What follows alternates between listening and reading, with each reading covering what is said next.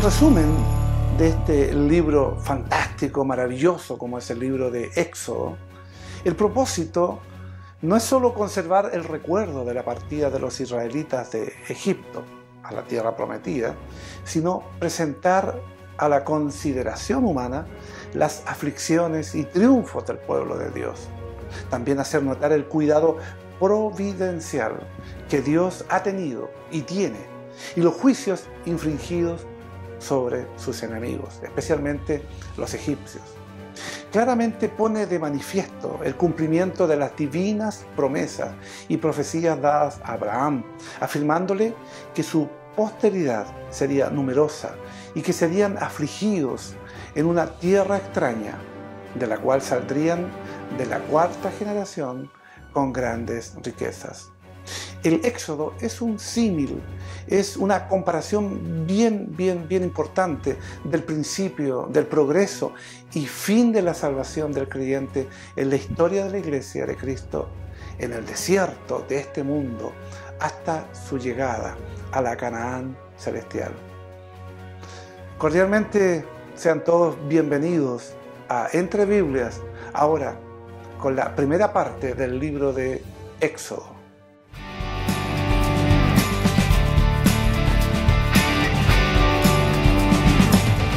Hoy estudiaremos con el panel de invitados el libro de Éxodo en sus primeros 18 capítulos, libro que forma parte del Pentateuco, Penta, 5, Teuco, libros, los 5 primeros libros de la Biblia. Bienvenidos a Entre Biblias y la bienvenida también a nuestros panelistas invitados para analizar esta primera parte del libro de Éxodo. Y tenemos aquí al hermano Carlos Caamaño. Bueno, muchas gracias, pastor, por la invitación. Para mí es un honor poder estar acompañándole y nervioso en cierta forma también y ansioso porque salga todo bien para la gloria del Señor. Amén. Y nuestro hermano Francisco Cordero. Bueno, también agradecido por la invitación, así que vamos a conversar sobre este libro y también, como decía Carlos, todo sea para la gloria de Dios. Bueno, Carlos y Francisco ambos son candidatos a presbíteros, están estudiando, se están preparando y la iglesia está orando para que ellos puedan ser los futuros presbíteros de la Iglesia Presbiteriana Nacional. Vamos, como siempre, a ingresar a este nuevo libro que es Éxodo. Y lo vamos a ver de una manera bien especial, como siempre decimos, de una forma didáctica, entretenida, audiovisual. Y el proyecto Biblias nos prepara la primera parte de Éxodo, capítulos 1 al 18. Observemos y disfrutemos este hermoso video.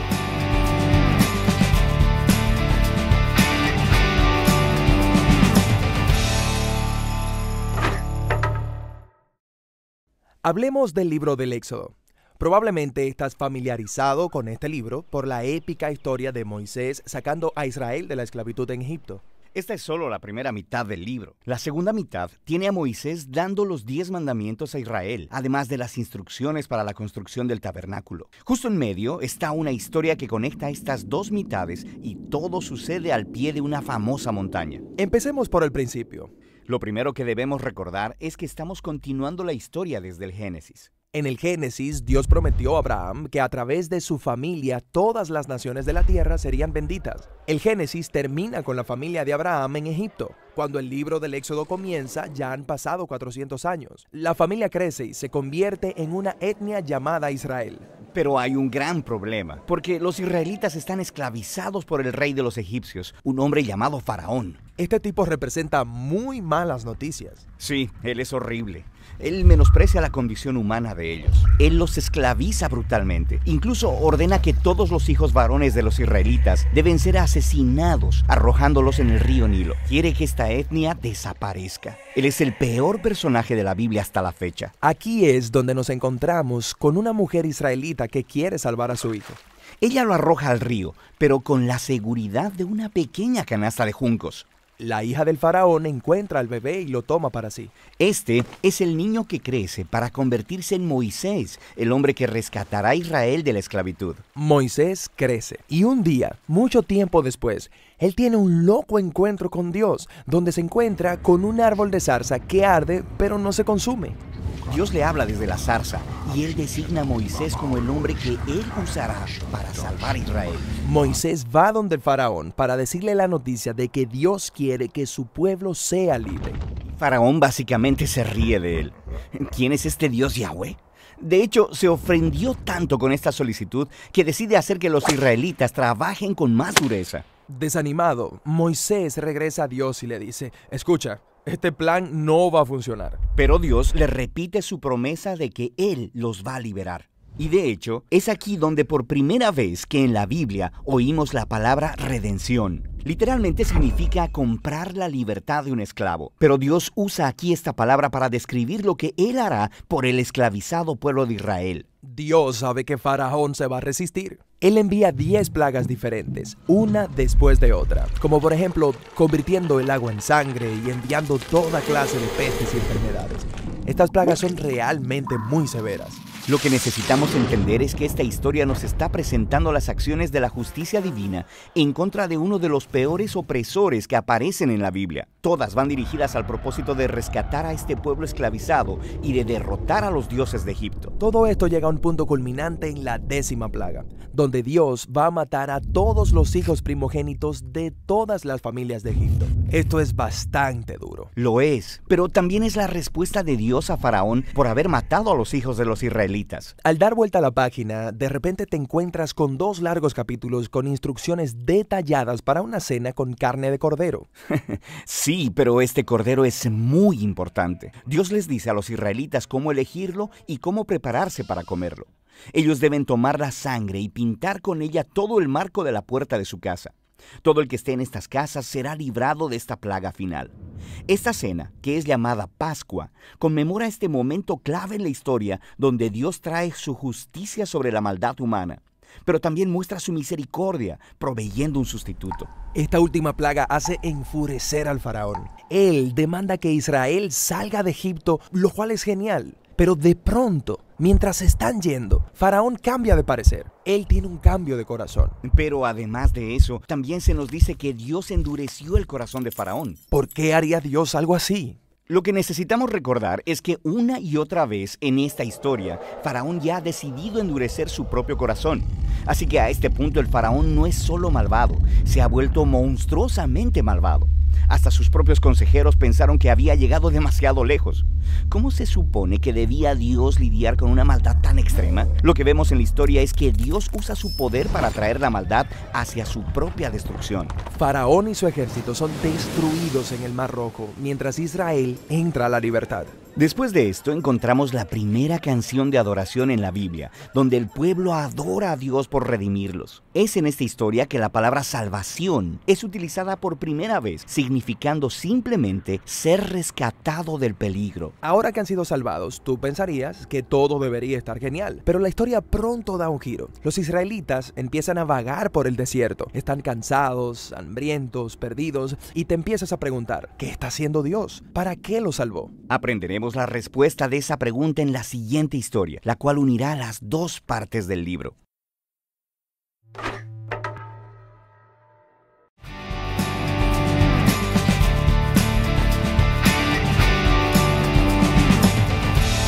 Moisés fue el autor del libro de Éxodo.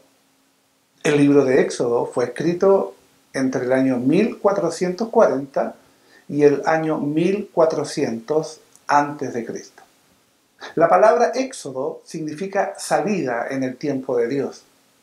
El éxodo de los israelitas de la tierra de Egipto marcó el final de un periodo de opresión, de esclavitud, para los descendientes de Abraham.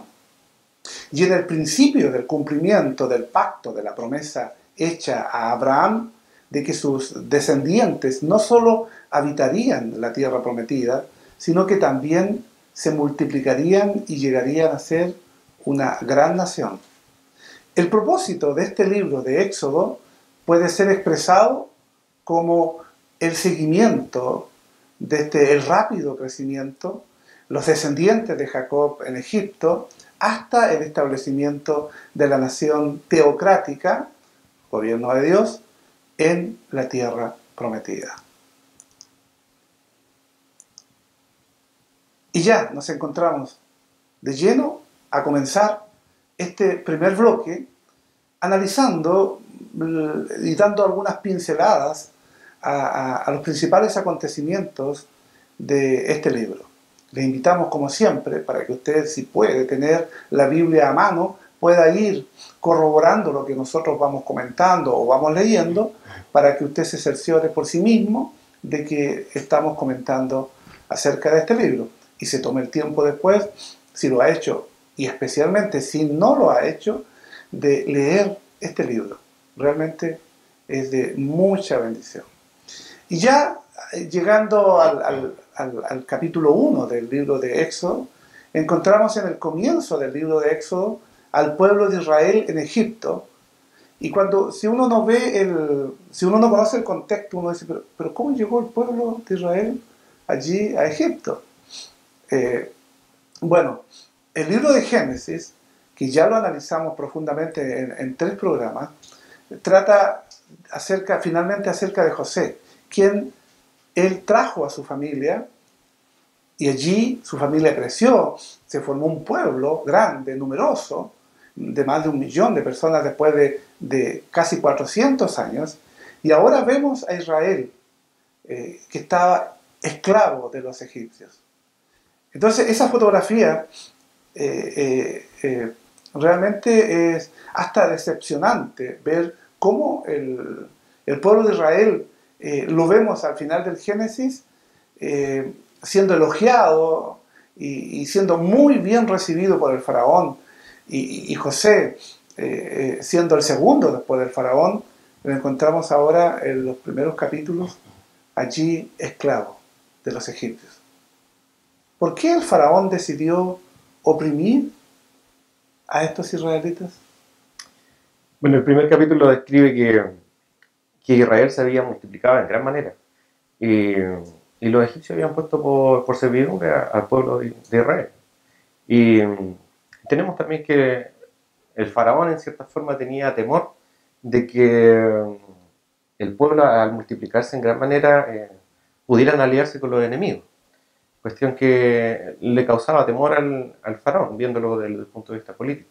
Ahora también a mí me llamaba la atención en el sentido de entender cómo el Señor también cumplía su promesa, en el sentido de que su buena voluntad era que el hombre se multiplicara, fructificara, como también de que Dios también le había prometido una gran descendencia a Abraham anteriormente en el Génesis.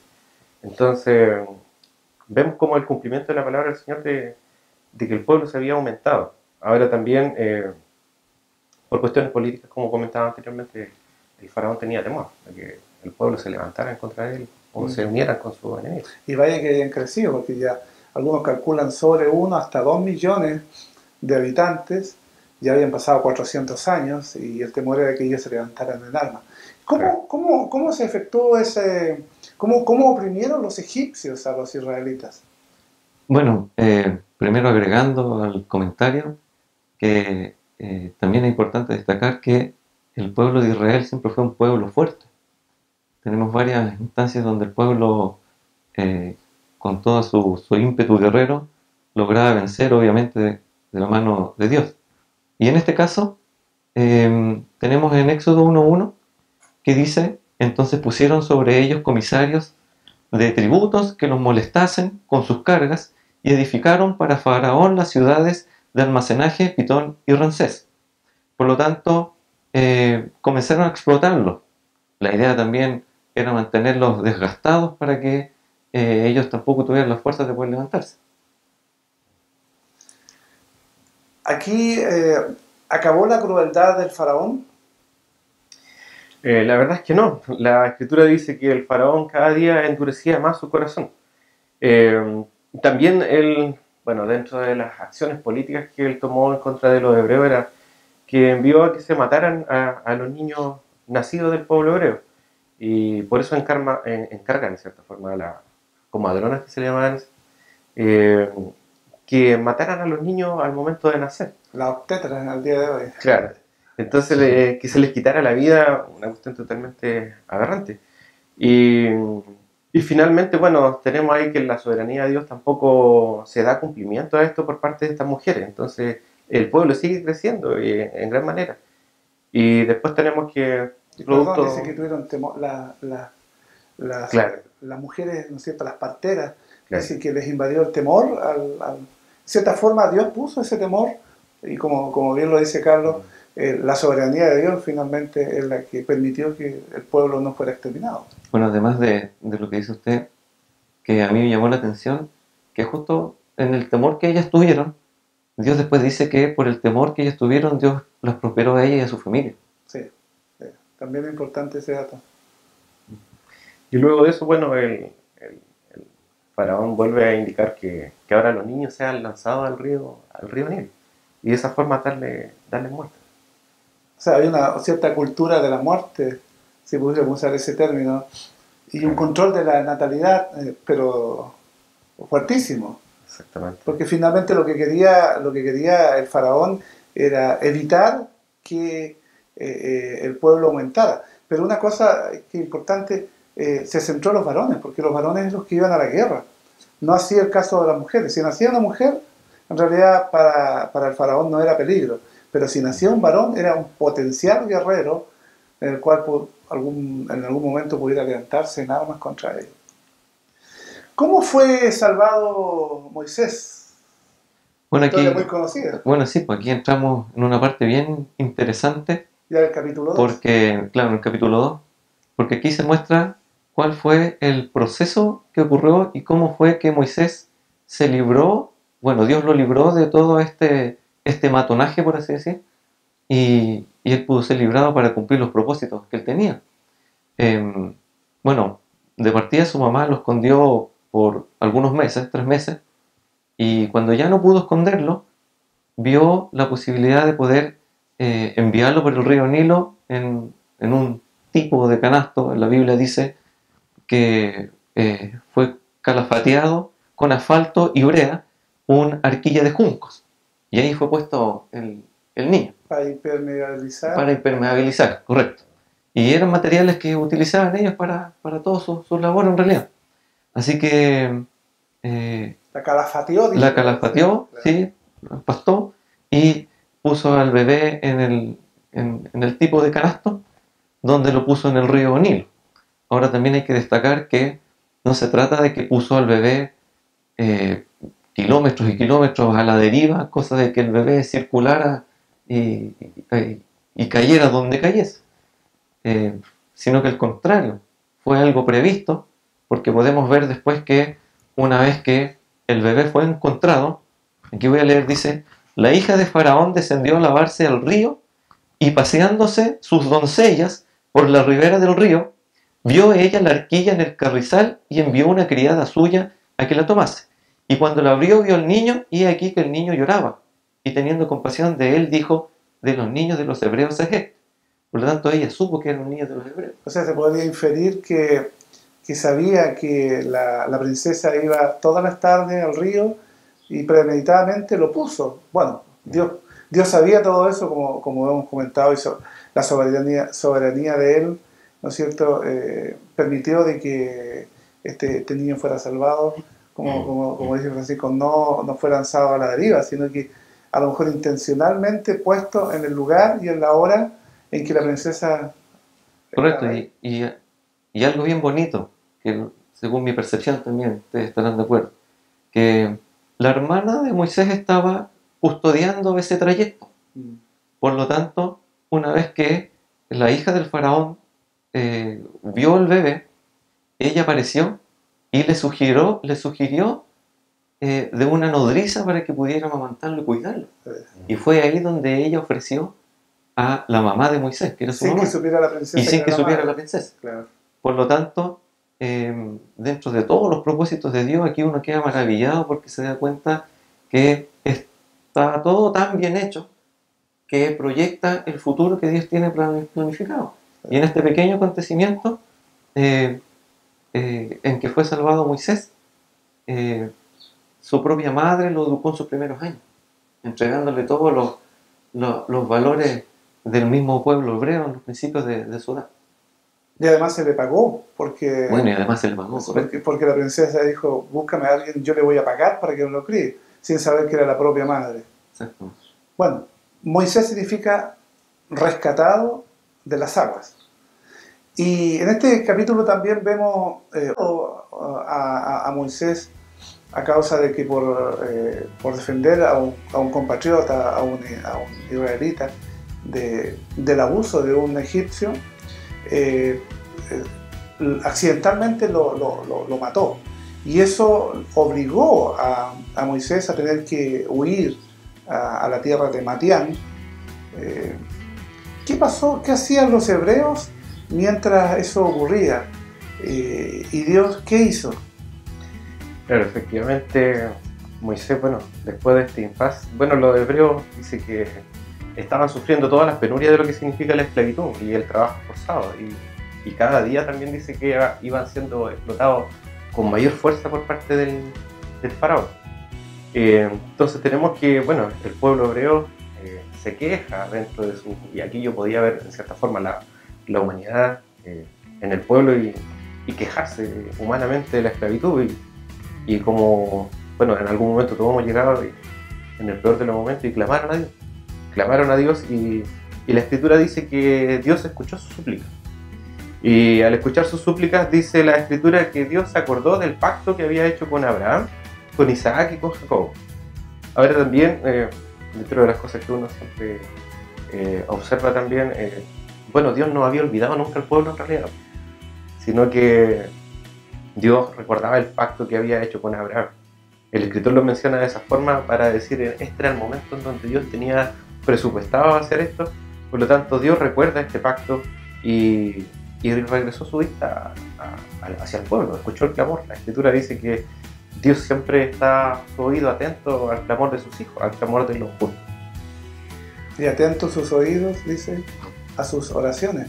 Y eso quizás también pudiera servirnos a nosotros, como usted también, que nos está viendo tras la pantalla, puede estar pasando alguna situación de dolor, de tristeza, alguna prueba, alguna dificultad.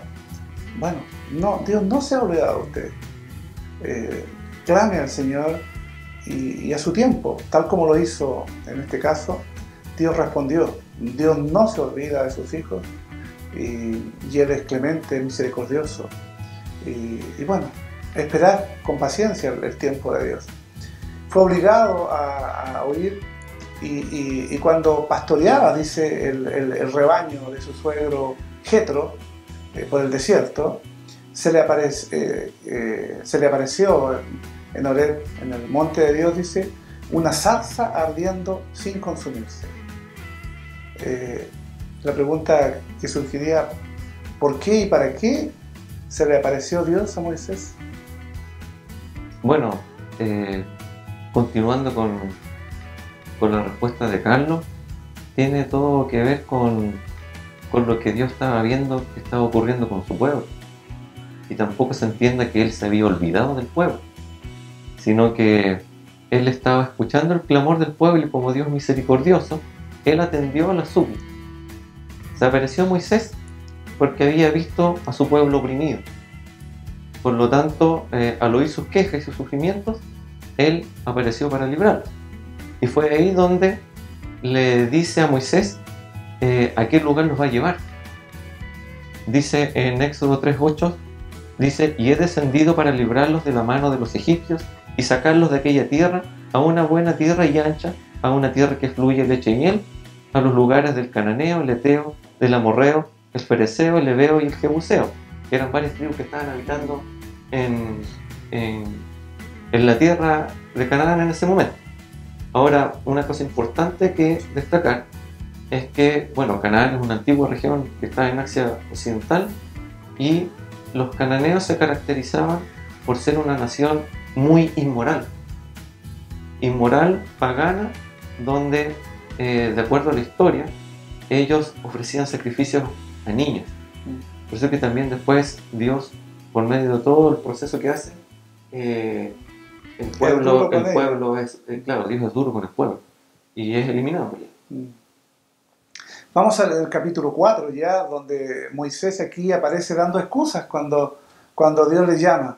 ¿Quién soy yo para acudir al faraón o para sacar a los israelitas de Egipto? No me creerán, soy tardo de lengua o tartamudo, dicen algunos. ¿Cuál fue la respuesta de Dios ante esas excusas que muchas veces nosotros mismos presentamos para no estar dispuestos a obedecer a Dios? Claro, como usted bien lo decía y lo comentábamos anteriormente, es como cuando surge la humanidad de los personajes bíblicos, en este caso de Moisés. Y él entrega una serie de excusas como para decir que no era una persona competente para el trabajo que Dios le quería encomendar. Entonces tenemos acá donde, bueno, Éxodo 3:12 dice: ve porque yo estaré contigo, y esto te será por señal de que yo te he enviado. Dice: cuando hayas sacado a Egipto al pueblo, dice, serviréis a Dios sobre este monte, refiriéndose al monte Oreb, donde había estado anteriormente. Entonces tenemos que el Señor le promete a Moisés de que Él iba a estar con él en todo momento. Y aquí vemos que naturalmente vino las dudas, el temor, la falta de fe. No me van a creer, ¿quién soy yo para hacer eso? Como nosotros siempre decimos, bueno, hay alguien que lo puede hacer mejor que yo, ¿por qué no él? En vez de ¿por qué me escogiste o por qué me miraste a mí? Y para disipar un poco, para entender que estaba hablando y estaba ante el poder de Dios, él le da ciertas señales a Moisés por las cuales él se iba a presentar ante el faraón, ¿no es cierto? Y vemos allí, mira, toma la vara que tienes y lánzala en el suelo. Y se convirtió en serpiente. Luego pon tu mano en el pecho. Efectivamente, después le dice que ponga la mano en el pecho, y, o sea, como guardada en el saco, según lo que dice la escritura. Y la mano salía completamente blanca, dice incluso como el color de la nieve. Y al volverla a guardar, volvía a su estado natural, como un ejemplo del poder de Dios, como decir, yo vengo con un poder que no me pertenece. También el convertir luego el agua en sangre también. Sí. Entonces parte de las señales de que Jehová Dios le da a Moisés para que se enfrente a estas personas y dé a entender de que venía con un poder sobrenatural que lo acompañaba y que era Jehová, como decía el versículo 3:12. Y eso no solamente le iba a servir a él, a Moisés, como para sentirse apoyado y fortalecido, sino que también iba a apoyar al pueblo de Israel, al ver que el Dios al cual adoraba, ¿no es cierto?, era el Dios Todopoderoso, y también para atemorizar al pueblo egipcio que tenía esclavos, ¿no es cierto?, a los judíos. Y ya llegamos a Éxodo capítulo 5, capítulo 6, y ante la insistencia de Moisés y Aarón, ¿cómo reaccionó aquí el faraón? Bueno, ante la insistencia, Faraón, primero lo tomó casi con humor, de acuerdo a lo que uno va detectando, y porque al momento de que Moisés, le pide algo que el Faraón no quiere hacer, lo absoluto. Y al ver que Moisés, él realiza este tipo de señales, él también manda enviar a sus magos y puede realizar el mismo tipo de acciones. Por lo tanto, él al principio no le toma el valor necesario. Sin embargo, a pesar de eso, él ejerce una presión más grande sobre su pueblo, sobre el pueblo judío, con el fin de demostrar de que él tiene el poder y no el Dios que venía a presentar Moisés en ese instante.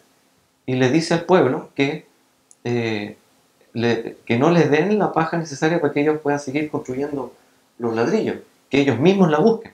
Dice ahí la escritura de que a ellos les dijeron que fueran ellos a buscar el material para poder confeccionar.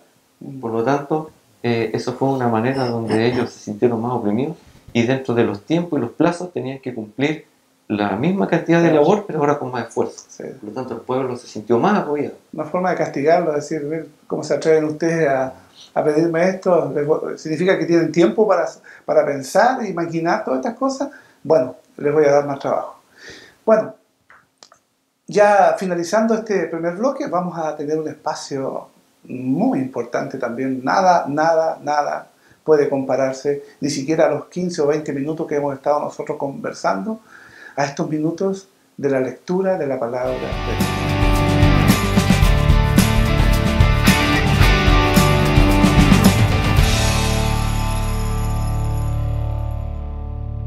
Éxodo 5. Moisés y Aarón ante Faraón. Después Moisés y Aarón entraron a la presencia de Faraón y le dijeron: Jehová, el Dios de Israel, dice así: deja ir a mi pueblo a celebrarme fiesta en el desierto. Y Faraón respondió: ¿quién es Jehová para que yo oiga su voz y deje ir a Israel? Yo no conozco a Jehová, ni tampoco dejaré ir a Israel. Y ellos dijeron: el Dios de los hebreos nos ha encontrado. Iremos pues ahora, camino de 3 días por el desierto, y ofreceremos sacrificios a Jehová nuestro Dios, para que no venga sobre nosotros con peste o con espada. Entonces el rey de Egipto les dijo: Moisés y Aarón, ¿por qué hacéis cesar al pueblo de su trabajo? Volved a vuestras tareas. Dijo también Faraón: he aquí, el pueblo de la tierra es ahora mucho, y vosotros les hacéis cesar de sus tareas. Y mandó Faraón aquel mismo día a los cuadrilleros del pueblo que lo tenían a su cargo y a sus capataces, diciendo: de aquí en adelante no daréis paja al pueblo para hacer ladrillo como hasta ahora. Vayan ellos y recojan por sí mismos la paja. Y les impondréis la misma tarea de ladrillo que hacían antes, y no le disminuiréis nada, porque están ociosos. Por eso levantan la voz diciendo: vamos y ofrezcamos sacrificios a nuestro Dios. Agrávese la servidumbre sobre ellos, para que no se ocupen en ella y no atiendan a palabras mentirosas. Y saliendo los cuadrilleros del pueblo y sus capataces, hablaron al pueblo diciendo: así ha dicho Faraón: yo no os doy paja. Id vosotros y recoged la paja donde la halléis, pero nada se disminuirá de vuestra tarea.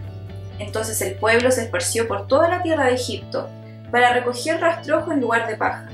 Y los cuadrilleros los apremiaban diciendo: acabad vuestra obra, la tarea de cada día en su día, como cuando se os daba paja. Y azotaban a los capataces de los hijos de Israel, que los cuadrilleros de Faraón habían puesto sobre ellos, diciendo: ¿por qué no habéis cumplido vuestra tarea de ladrillo ni ayer ni hoy, como antes? Y los capataces de los hijos de Israel vinieron a Faraón y se quejaron a él, diciendo: ¿por qué lo haces así con tus siervos? No se da paja a tus siervos, y con todo nos dicen: haced el ladrillo.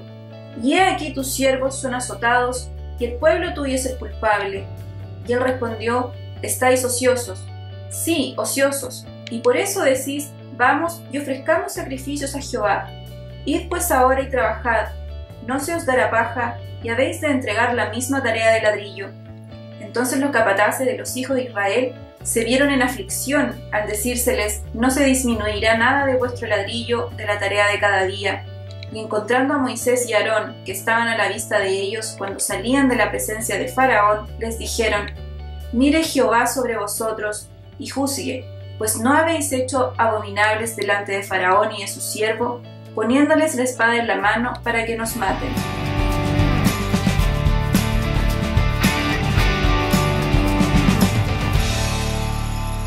Reiniciamos y continuamos con Entre Biblias, ahora ya en el segundo bloque. Recordad que en el primer bloque comentábamos del libro de Éxodo, en sus primeros 6 capítulos, y ahora continuamos en nuestro peregrinar a través de Éxodo. Y llegamos ya al capítulo 7 y nos vamos a adelantar hasta el capítulo 11, donde vamos a ver cuántas plagas atormentó Dios a los egipcios. Bueno, generalmente uno por cultura general maneja esas cosas. La escritura dice que son 10 plagas las que el Señor envía sobre el faraón y sobre el pueblo de Egipto. Dice que el agua fue convertida en sangre, luego vino la plaga de las ranas, la plaga de los piojos también. Tenemos luego de esa la cuarta plaga, que era la plaga de las moscas, la muerte del ganado, después el hombre es afectado por la úlcera, los animales también. La tormenta de granizo, y bueno, esa tormenta de granizo dice que también era acompañada de fuego. Después de eso Dios envía la plaga de las langostas, que termina por raer todas las cosas de la ganadería, o sea, perdón, de la agricultura, de lo que había quedado, de alimentos para los egipcios. Y luego de esto vienen las dos últimas plagas, que sería cuando el Señor oscurece todo bajo las tinieblas y la muerte de los primogénitos. y no fue al azar que estas plagas llegaran en forma particular, ¿no es cierto?, a ciertos sectores o atacaran ciertos lugares que les dolió el doble. Fue muy sensible el que, por ejemplo, atacaran al río Nilo y lo convirtieran en sangre, por lo que significaba el río Nilo para los egipcios. ¿Por qué Dios atacó de esa manera y con esas plagas? Bueno, que hay algo bien interesante, porque, bueno, como decía Carlos, uno conoce las plagas casi como cultura general, pero uno nunca relaciona qué propósito tuvieron las plagas, porque podría haber sido cualquier tipo de plaga, pero aquí específicamente Dios ataca las deidades de los egipcios. Sabemos que los egipcios es una cultura politeísta que tiene muchos dioses, por lo tanto dentro de todos sus dioses estaba la diosa de la fertilidad, por ejemplo, en ese momento, bueno, se llamaba Heket, que ahora podría ser la diosa Isis, y que tenía que ver, por ejemplo, con la fertilidad de los campos, del sembradío, y fue atacado por la plaga de las langostas. ¿Ya? Y así podemos ir nombrando muchas plagas en relación de los dioses. Como el río Nilo, ¿cierto?, que era un dios. El río Nilo era un dios para los egipcios, y que llegara a ser convertido en sangre era también un golpe fuerte a sus deidades. En otras palabras, estaba demostrando el Dios único y verdadero es incomparable a todos esos dioses falsos que estaban adorando a los egipcios. Es más, yo quisiera hacer un alcance, porque al principio Moisés se muestra al faraón convirtiendo su bastón en serpiente, y los hechiceros hacen lo mismo, y se comen, y la serpiente de Moisés se come las dos serpientes. Y no sé si se han fijado que dentro de toda la cultura egipcia, los gorros que ocupan los reyes tienen algunas serpientes, y dentro de la historia de ellos hay una de las serpientes es el dios de las tinieblas y el mal, y otra serpiente es el dios de los protectores de los faraones, que es como la serpiente. Por lo tanto, ahí Dios, por medio de la serpiente del báculo de Moisés, se comió a esta serpiente también, diciendo: yo soy Dios y tengo poder sobre todas las cosas. Y lo que hizo después con las plagas, ¿no? ¿Y con qué propósito endureció el corazón? Porque dice el texto literal que Dios endureció el corazón del faraón. Sí. Bueno, en las 5 primeras plagas, hay 2 versículos donde se observa, perdón, de que el corazón del faraón ya estaba endurecido en cierta forma. Lo vemos también en la prepotencia cuando él dice: ¿quién es Jehová? Cuando se presenta Moisés con Aarón frente a él. Pero sí, la escritura dice que, bueno, Dios tiene el poder, la soberanía, y Él es el dueño de todas las cosas. Y bueno, Éxodo 14:4 dice que yo endureceré, dice Jehová, el corazón del faraón para que lo siga, y dice: y yo seré glorificado en el faraón. También me parecía interesante cuando Pablo utiliza esta figura en Romanos, por ejemplo, cuando dice que Dios le dice al faraón que para eso mismo él lo había levantado, dice, para mostrar en él el poder de Dios y para ser anunciado en toda la tierra. Entonces yo me imagino, como en lo práctico, en lo cotidiano, el temor que debe haber surgido en los egipcios, como también en el pueblo de Israel, al ver que el Señor hacía todas estas cosas por medio de la dureza del corazón del faraón. Y eso no solamente sirvió para darle fortaleza y saber quién era el Dios que estaba allí con los judíos, cuál era su Dios, sino que también atemorizó al pueblo egipcio al ver que sus dioses no podían igualarse, ni siquiera compararse con el Dios de los judíos. Y el faraón, claro, su corazón duro aún más se endureció, pero que estaba dentro de los propósitos de Dios, porque alguien podría preguntarse qué hubiese ocurrido si el faraón, a la primera plaga, que fue que las aguas del río Nilo se convirtieran en sangre, hubiese dicho así: en realidad no puedo con este pueblo y con su Dios, y váyanse inmediatamente. Probablemente el pueblo no hubiese tenido la oportunidad de ver en todo su esplendor la potencia, la majestuosidad, el poder, la grandeza del Dios que estaba con ellos. Y era necesario que el pueblo supiera quién estaba con ellos. Pero mientras Dios estableció la Pascua significa pasar sin herir, que es una fiesta que todavía celebran los judíos, que por lo demás no tiene nada que ver con Navidad, que son cosas totalmente opuestas. Pero mientras Dios estableció la Pascua, ¿cómo la celebraban? Bueno, la fiesta de la Pascua consistía en que iban a tomar un cordero. Si era mucho para una familia, lo iban a compartir con su vecino. Tenían que comer pan sin fermentar, y principalmente, como esto estaba antes de la última plaga, Dios dice, aquí dice: yo soy el Señor, la sangre será vuestra contraseña en las casas donde estéis. Cuando veas la sangre, pasaré de largo, no os tocará la plaga exterminadora cuando yo pase hiriendo a Egipto. Ese día será para vosotros memorable, en él celebraréis fiesta del Señor, ley perpetua para todas las generaciones. Éxodo 12. Por lo tanto, con ese cordero fue donde se marcaron los dinteles. Iba a pasar el ángel de la muerte de largo para ir donde los primogénitos de los egipcios principalmente. Pasaban por alto esa casa, por eso significa Pascua, pasar sin herir. ¿Cómo fue esta muerte de los primogénitos de los egipcios? Claro.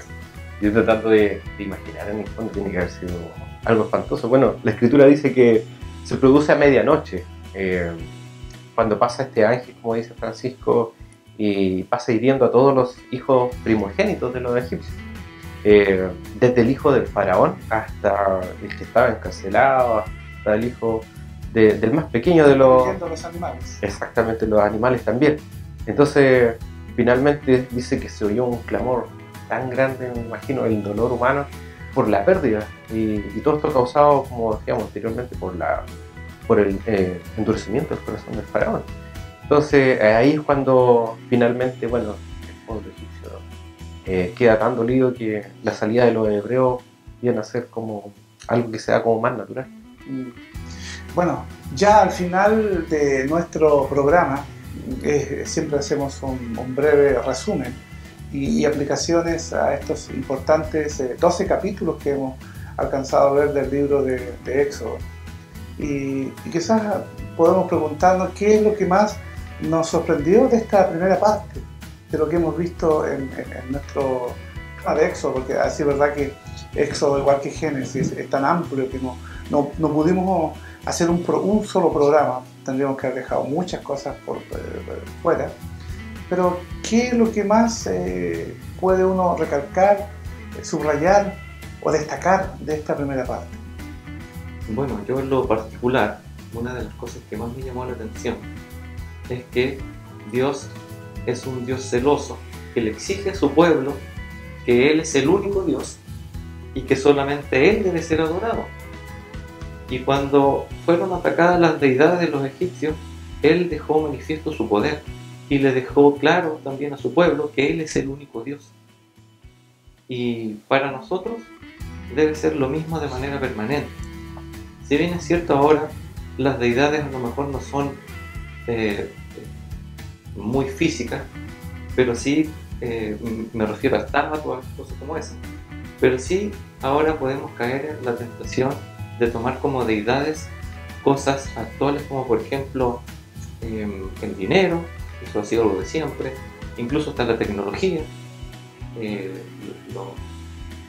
el ocio, que para nosotros puede ser más importante quizás que dedicarle nuestra vida al Dios Todopoderoso. Carlos, ¿qué? A mí lo que son tantas cosas en realidad, pero lo que más me llama la atención, bueno, muchos predicadores dicen que siempre en la Escritura ha de exaltarse la figura de Cristo sobre todas las cosas, y la representación en la Pascua del Cordero en la figura de Cristo. De hecho, la Escritura dice que estos corderos debían sacrificarse y habían de ser sin defecto, y en la sangre de este cordero la que expiaba hacía que el ángel pasara por alto. Y tenemos que cuando Juan el Bautista ve a Jesús, dice: ese es el Cordero de Dios que quita el pecado del mundo. Entonces, y hay cierta incluso semejanza. Dice que en la participación de la Pascua dice que ninguno de los huesos de este cordero podía ser quebrantado, cosa que también sucede con el Señor Jesucristo. Ninguno de sus huesos fue quebrantado. Claro. Entonces, eso es lo que a mí más me llamaba la atención, la figura de Cristo puesta también en este libro de Éxodo.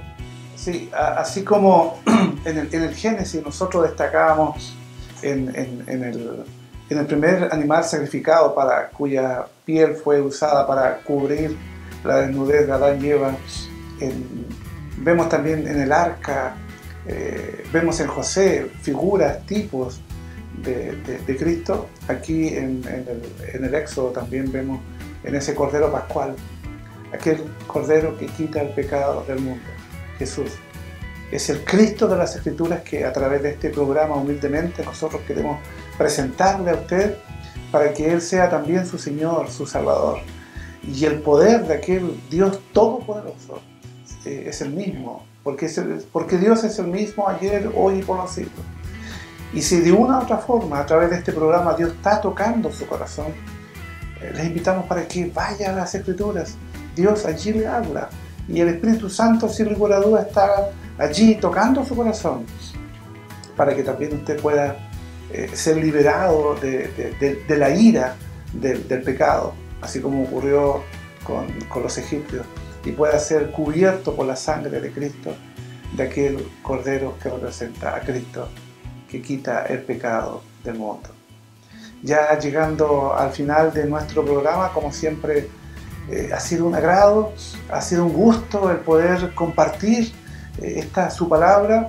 Hemos recibido, gracias a Dios, de diferentes lugares, incluso del extranjero, de España, de México y de otros lugares hemos recibido saludos y muchos que se sienten muy bendecidos por la palabra, por los comentarios. Nosotros solamente somos meros mensajeros, instrumentos de Dios. Lo más importante es la palabra que aquí se enseña, que llegue a sus corazones y este pueda ser un punto de inflexión en su vida y pueda marcar un antes y un después. Le invitamos como siempre para que durante la semana tome su Biblia, se dé el gusto, el privilegio de leer el libro de Éxodo. Quizás lea la primera parte, en el próximo capítulo vamos a estudiar la segunda parte y final y pueda disfrutar de la palabra preciosa de Dios. Comparta este video por las redes sociales, comuníquelo a sus amigos. Es una forma también de evangelizar, de compartir las buenas nuevas del Evangelio. Si Dios así lo quiere, nos veremos la próxima semana a través de los diferentes canales de televisión, a través de las diferentes redes sociales. Vamos a seguir compartiendo ahora sí la segunda parte del libro de Éxodo. Saludos cordiales.